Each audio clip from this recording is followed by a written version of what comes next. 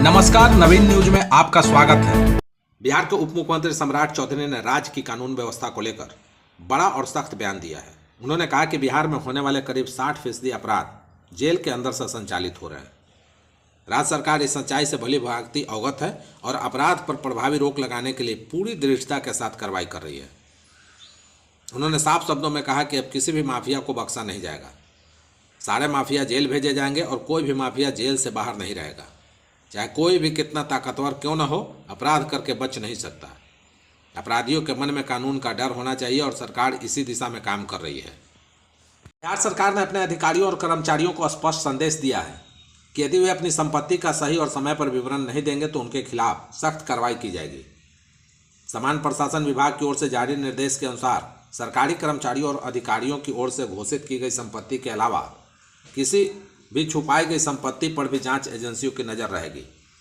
सरकारी अधिकारियों ने कहा कि जांच केवल कर्मचारियों द्वारा घोषित संपत्ति तक सीमित नहीं रहेगी। यदि किसी संपत्ति का मूल्यांकन सही तरीके से नहीं किया गया है या किसी संपत्ति को छुपाने का संदेह है तो सरकारी जांच एजेंसी कर्मचारी या अधिकारी को रडार पर ले सकती है। इस संबंध में अधिकारियों और कर्मचारियों को 31 दिसंबर तक संपत्ति का विवरण देने की अंतिम तिथि भी याद दिलाई गई है।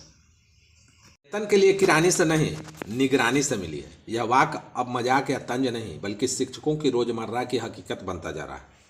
प्रधान शिक्षक पद पर योगदान देने के बाद भी महीनों तक वेतन नहीं मिलने के पीड़ा जब शिक्षकों ने आपस में सोशल मीडिया के निजी व्हाट्सएप ग्रुप में साझा की तो यही संवाद उनके लिए आफत बन गया। शिक्षा विभाग ने इसे अनुशासनहीनता मानते हुए स्पष्टीकरण मांगना शुरू कर दिया है। सिर्फ पटना जिले में से 5 मामले सामने आ चुके हैं जिससे शिक्षा जगत में चिंता और भय का माहौल पैदा कर दिया है। शिक्षा विभाग की नज़र अब शिक्षकों द्वारा बनाए गए निजी व्हाट्सएप ग्रुप और उनकी गतिविधियों पर विभागीय अधिकारियों को यह आपत्तिजनक लग रहा है कि शिक्षक वेतन भुगतान में देरी, प्रशासनिक लापरवाही या विभागीय कार्यप्रणाली पर असंतोष जता रहे हैं। अधिकारियों का मानना है कि बिहार के बांका जिले में बिजली विभाग की लापरवाही का एक चौंकाने वाला मामला सामने आया है, जहाँ एक उपभोक्ता केवल 2 LED बल्ब जलाने पर 3.57 लाख रुपए का बिजली बिल भेजा गया। मामले में सुधार करने के बजाय विभाग ने उपभोक्ता का कनेक्शन काट दिया, जिससे उसके सामने और अधिक परेशानी खड़ी हो गई। बिजली उपभोक्ता जितेंद्र पंडित ने बताया कि अगस्त 2024 में उन्होंने अपना बिजली बिल जमा कर दिया था, जिससे मात्र लगभग 1000 रुपये बकाया था। अगले महीने अचानक उनके नाम पर 1 लाख रुपये से अधिक का बिल आ गया और इसके बाद हर महीने बिल की राशि तेजी से बढ़ती चली गई। जितेंद्र पंडित ने कहा कि उनके घर में अधिक बिजली उपकरण नहीं है और मीटर में किसी तरह की छेड़छाड़ की जानकारी उन्हें नहीं दी गई। बिल में गड़बड़ी की शिकायत को लेकर उन्होंने 4 बार आवेदन दिया, लेकिन विभाग ने न तो मीटर जांच कराई और न ही बिल सुधार की प्रक्रिया पूरी की। उल्टे पिछले सोमवार को विभाग ने उनका बिजली कनेक्शन ही काट दिया।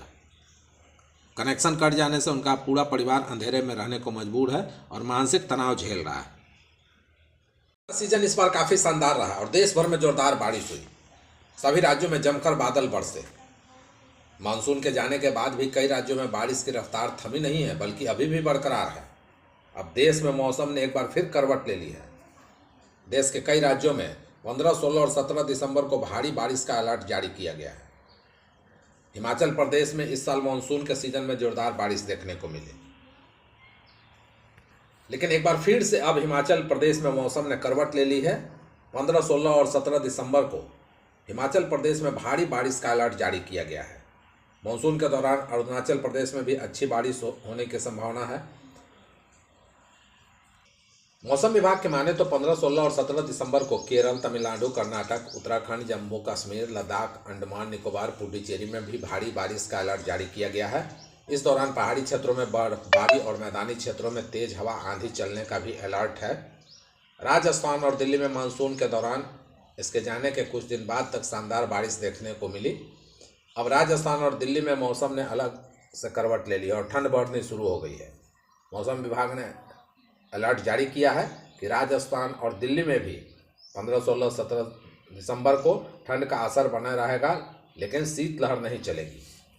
भारतीय जनता पार्टी ने संगठनात्मक स्तर पर एक बड़ा और रणनीतिक फैसला लेते हुए बिहार सरकार के मंत्री और बांकीपुर से 5 बार के विधायक नितिन नवीन को पार्टी का कार्यकारी राष्ट्रीय अध्यक्ष नियुक्त किया है।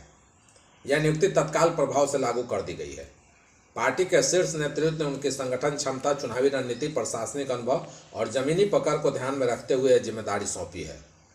पार्टी सूत्रों के मुताबिक यह नियुक्ति केवल एक संगठनात्मक बदलाव नहीं, बल्कि आने वाले समय में राष्ट्रीय राजनीति की दिशा तय करने वाला कदम माना जा रहा है। नितिन नवीन को बीजेपी में एक ऐसे नेता के तौर पर देखा जाता है जिन्होंने संगठन के हर स्तर पर काम किया है। युवा मोर्चा से लेकर राज्य सरकार और अब राष्ट्रीय संगठन तक उनका सफर पार्टी के भीतर भरोसे का प्रतीक माना जाता है। पार्टी के अंदर उन्हें एक डिसिप्लिन ऑर्गेनाइजर, स्ट्रॉन्ग स्ट्रेटेजिस्ट और ग्राउंड कनेक्ट लीडर के रूप में जाना जाता है।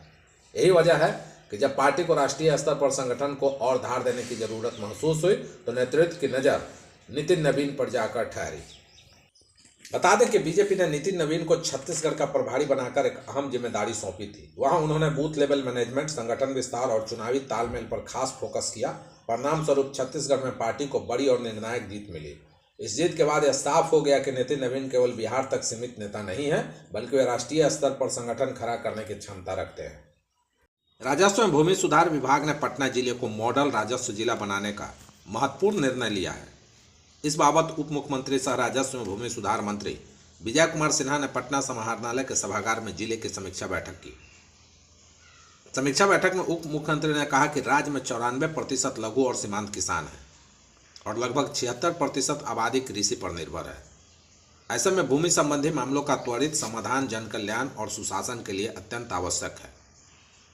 उन्होंने बताया कि भूमि विवादों और अन्य भूमि संबंधी अपराधों में लगभग 68% मामलों का संबंध जमीन विवादों से है।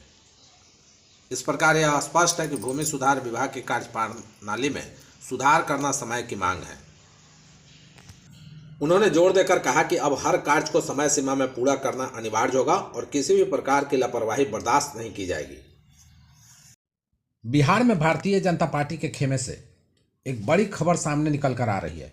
पार्टी ने अपने बिहार संगठन में महत्वपूर्ण बदलाव करते हुए संजय सरागवी को बिहार प्रदेश अध्यक्ष नियुक्त किया है। यह खबर राज्य की राजनीति के लिए एक महत्वपूर्ण मोड़ मानी जा रही है, खासकर ऐसे समय में जब एनडीए को हाल ही में 2025 के विधानसभा चुनाव में जबरदस्त सफलता मिली है। संजय सरावगी को नियुक्ति की आगामी राजनीतिक चुनौतियों और संगठन को और मजबूत करने की दिशा में एक रणनीतिक कदम के तौर पर देखा जा रहा है।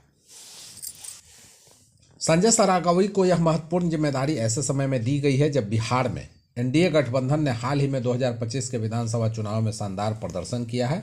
इस सफलता के बावजूद पार्टी ने संगठनात्मक नेतृत्व में बदलाव का फैसला किया है। सरागवी को नियुक्ति को प्रदेश इकाई में एक नई ऊर्जा और गतिशीलता लाने की कवायद के रूप में देखा जा रहा है। उनका मुख्य कार्य पार्टी को आगामी चुनावों और राजनीतिक घटनाक्रमों के लिए तैयार करना और बिहार में बीजेपी के जनाधार को और विस्तारित करना होगा।